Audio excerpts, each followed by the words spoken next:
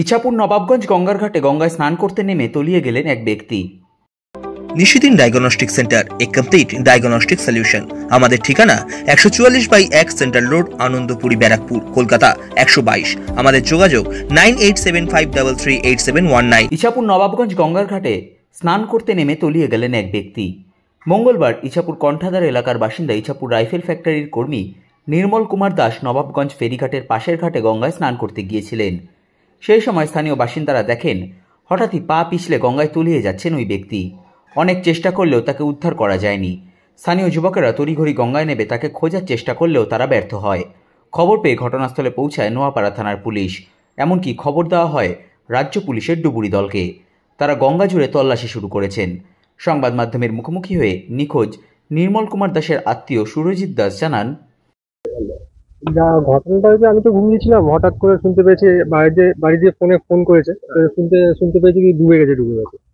এবার ঘটনাটা হয়েছে, উনি সকালবেলা উঠেছেন, ঘুম দিয়ে উঠে চা খেতে বেরিয়ে একটু গঙ্গায় চান করতে এসে চান করতে গিয়ে স্লিপ করে উনি ডুবে গেছেন ঘাটের দিকে। না পুরো মাঝে সাঝে কোনোদিন হলো এরকম আসতেন, তো এরকম আজকেও সেরকমই সকালবেলা উঠে চা ফা খেয়ে এখানে এসেছিল চান করতে, তো পাটা স্লিপ করে হয়তো উনি চলে গেছেন। এখানে লোকগুলো দেখেছিলেন, মানে কি ওনাকে বাঁচানোর চেষ্টা করার মতন ছিল, কিন্তু সে সময় লোক ছিল না ঘাটে, অনেক কম একটা বয়স্ক লোক ছিলেন, উনি আর খুবই বয়স্ক ছিলেন, তার পক্ষে সম্ভব ছিল না বাঁচানো। যেটা বোটের লোকও ছিলেন, বাঁচানোর চেষ্টা করতে গেছেন, ততক্ষণের মধ্যে উনি ডুবে গেছেন। একাই ছিলেন। কি হন? আমার কাকা হয়।